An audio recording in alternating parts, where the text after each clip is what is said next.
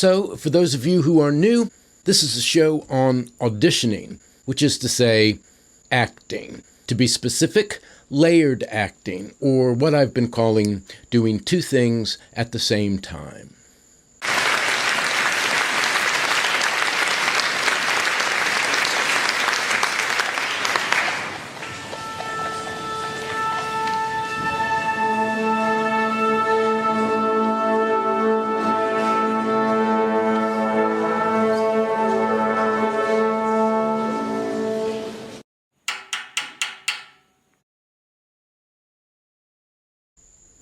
So the clip we're going to be watching today is from a 1996 movie called Swingers, written by and starring Jon Favreau.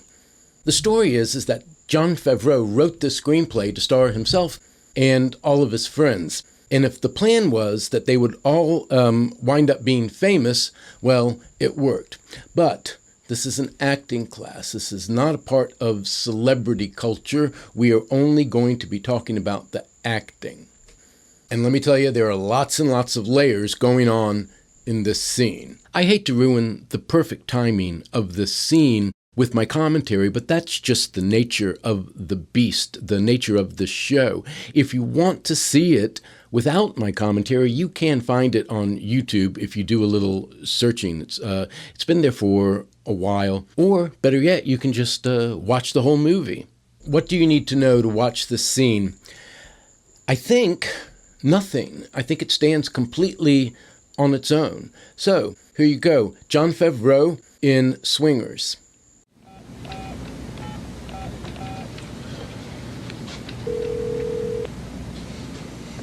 Hi, this is Nikki. Leave a message. Hi, Nikki. This is Mike. I met you at the Dresden tonight. I just called to say that I had a great time. And you should call me tomorrow or in two days, whatever. Anyway, my number... I really love the tone of voice he takes here right at the beginning. He's very hesitant, but you can see that he's trying very hard just to sound normal, just to sound casual. But sometimes when people are really, really nervous about the conversation they're about to have, they have to keep all of their real emotion out of their voice. And the only way they can do that is to take all emotion out of their voice. They can't find a fake emotion to put on top of it, so they just move to this incredibly neutral place. Is 213-555-4679.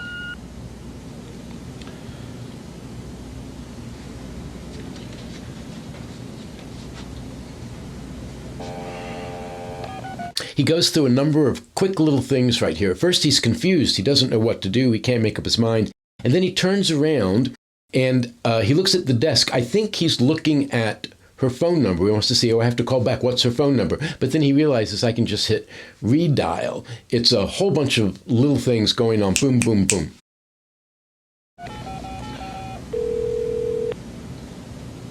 Hi, this is Nikki. Leave a message. Hi, Nikki, this is Mike again. I just called because it sounded like your machine might have cut me off when I before I finished leaving my number. Anyway, and also, sorry to call so late, but you were still at the Dresden when I left, so I knew I'd get your machine. Anyhow, And here he's laughing at his own awkwardness, which just makes it more awkward. Don't laugh at your own jokes, folks. My number's 21... I said in the Liza Minnelli scene that a phone conversation is a great way for an actor to show with their physicality anything that they want, because the person on the other end of the phone can't see them. And here you see him silently do all of his frustration.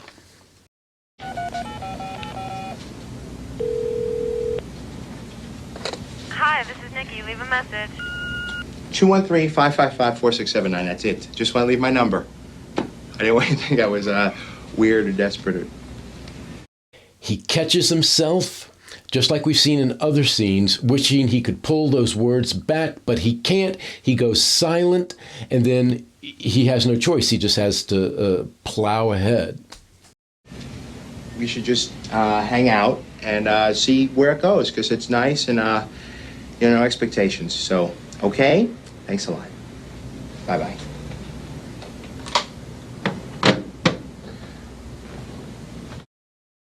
And so he's done, and he walks away.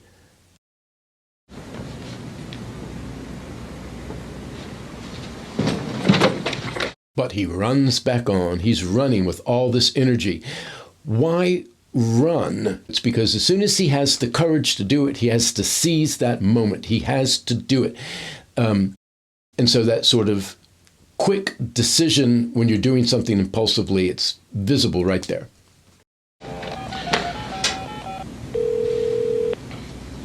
Hi, this is Nikki. Leave a message. I just got out of a 6-year relationship, okay? That should help explain why I'm acting so weird. So here he's telling her the truth, and as soon as he starts telling the truth, a lot of the phoniness that he was using is gone. And this sounds a lot more like him being sort of sincere. I just wanted you to know that it's not you, it's me. I'm sorry. This is Mike. So this is an interesting combination. He is both talking to a complete stranger. He only just met her that night, but he's also bearing his soul to her. And those two things are visible in his performance.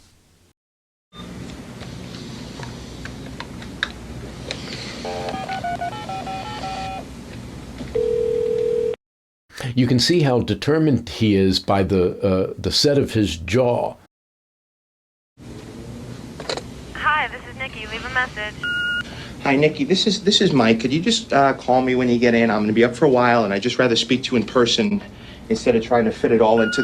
Fuck! And all that anger underneath is starting to show.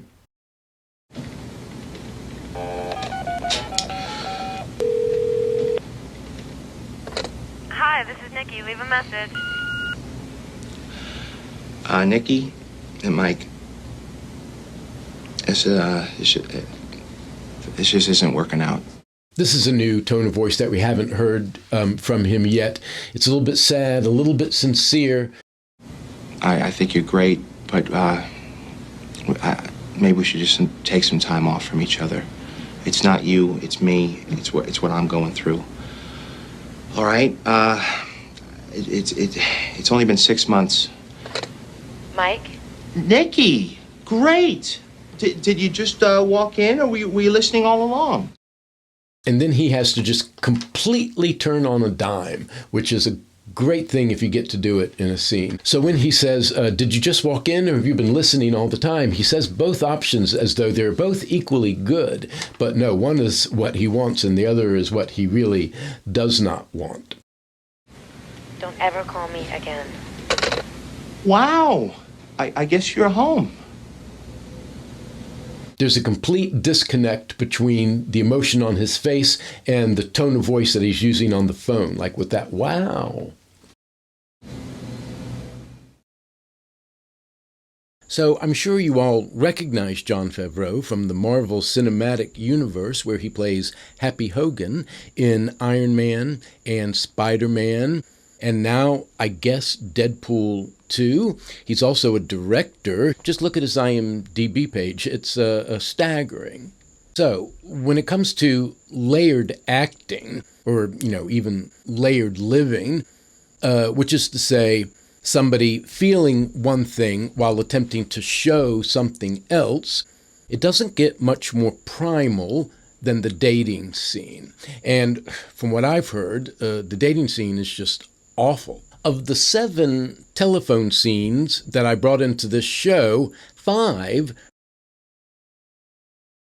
were about dating, or at least affairs of the heart. But you'll notice there's one thing about this scene from Swingers that's different from most of the others.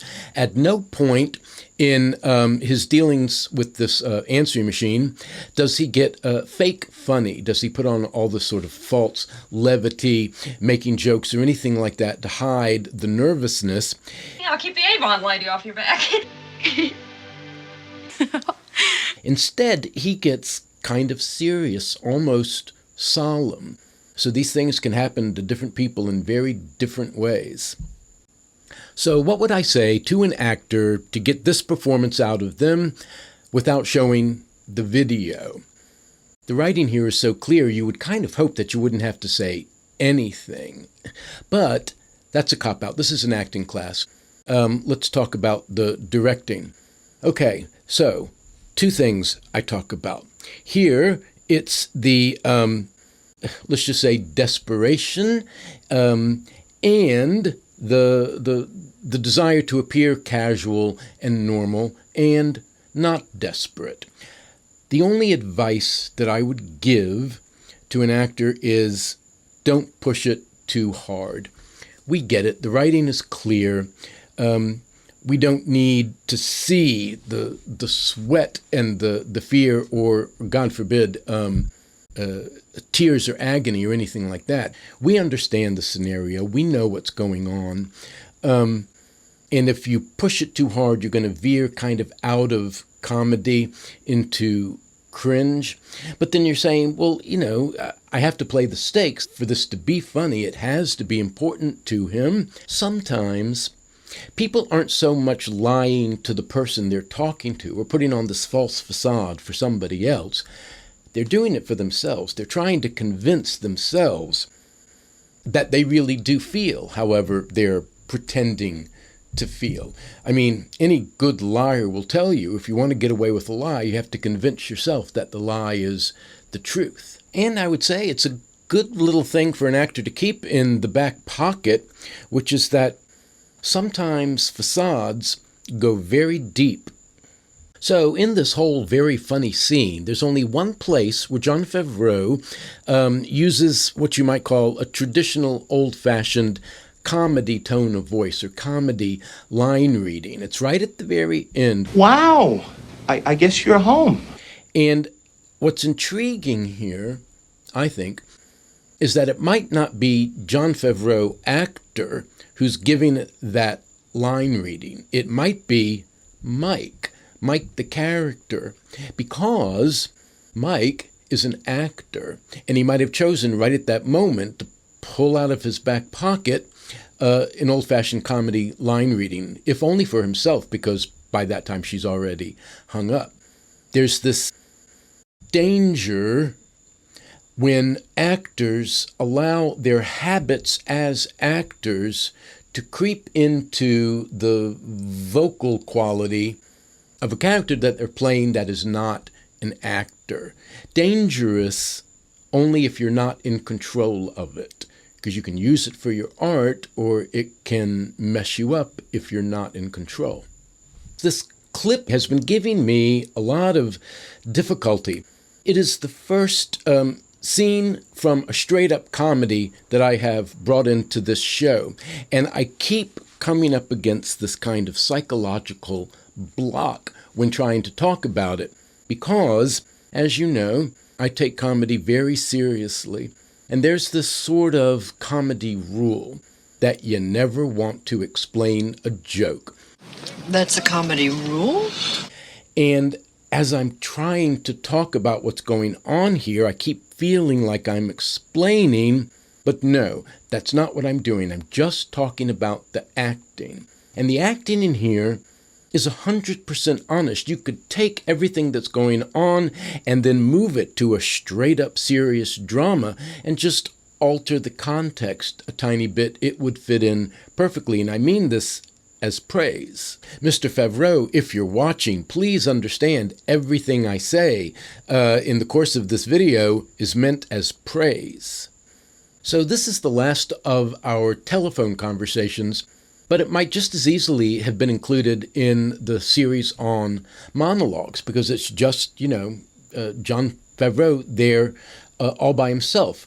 And so this brings me to our third series, what I'm calling self-generated emotion, because in monologues or in a telephone scene where it's just you and this imaginary person at the other end, you've got to hit all of those emotional marks on your own. There's no scene partner there to help you.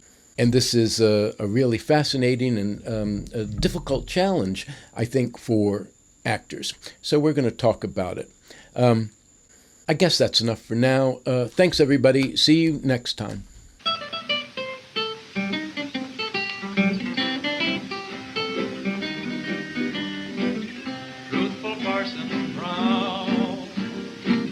even in a southern town. For doing good and talking good, he was known around.